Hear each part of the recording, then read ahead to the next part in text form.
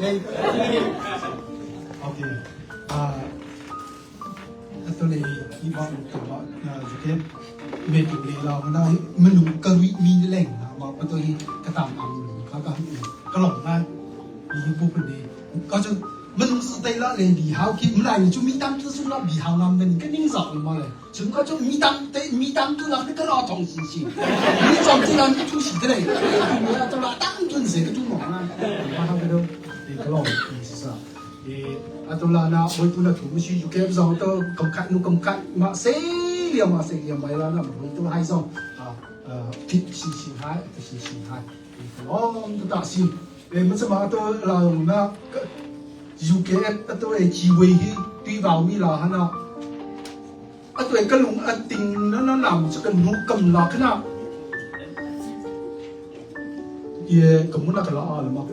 cái dia cái tu bác là mà khai khá về dia tao mình uống cái thao cũng nào về dia tao mà hàng chú cái duy na khờ from kia làm direct vào về mà sẽ cái nào cái gì lệ gì kamu đừng cho cái gì lệ kamu cái gì cái India nào cái gì thì cái mình sẽ là kamu cái buồn lá sẽ làm gì à mình dùng cái tam tư thì ta sẽ phải về ruin na kháสุสีข่าวแบบอินเดียนาเอชินก็ถูกข่าวไปเดี๋ยวจุดนี้อินเดียนาเลยสกาวเลยมีฮัมน่าข่าวจูนรำสองกันนะทั้งนี้เลยกำคือเลยกำรีร้านอินเดียนาลานะยาตีนภาษาทุกข่าวเราเลย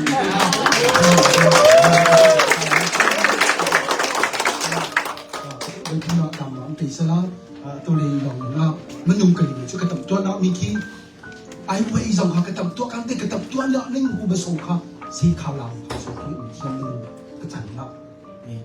ใช่ไหมตัวเราตีเนาะยิ่งบุญกันผักสนองตัวนั้นเที่ยงเตะตัวมันตามเตะมาตัวผักขาวเชียวทองปังรู้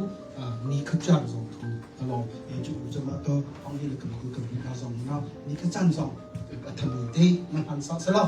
เขาจะมาปะกันเราส่งก็ดำจะล้มเตะมากับพี่เราส่งน้ำมันเขาได้อาจจะจูบกับตัวสู้หรือกับจังเตะมาอาจจะจูบกับรู้หรือกับเขาว่าสิ่งที่เราให้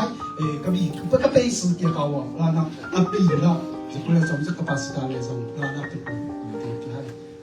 แล้วก็ประคายที่อันนึงที่เขาเรียกประคายเต็งแบบแล้วจะคุยเส้นให้กันก็ที่ภาษาเต็งว่าอันนี้เส้นที่ให้ก็สนามมิสก์ก็ส่งจุดแค่ไหนว่าเมื่อท่านสมศักดิ์คณะสิเขาจะเป็นเที่ยวจุดเด่นนะก็ตัวเราให้คุยจุดภาษาเลยกินให้กระจายมีให้กิน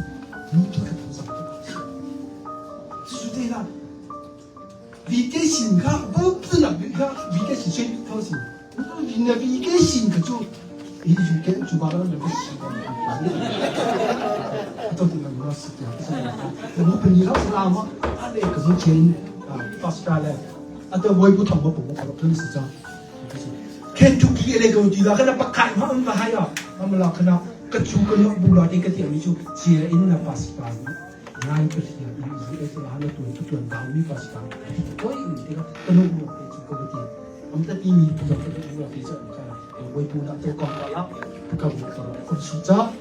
ตัวไปคุยกับผู้บริโภคนั่นต่อเมนมันรวยจังมันจู่เจียนจู่อะไรนกเจียนมีชีหรือเปล่าอันนี้สู้เขาไม่อะไรนักมีสู้ไปแล้ววัยผู้นั้นผู้ชีเขาว่าหรือวิธีเขาสมศักดิ์จะเป็นตัวให้กับบีตามตัวเขาเอาไว้ก็ลง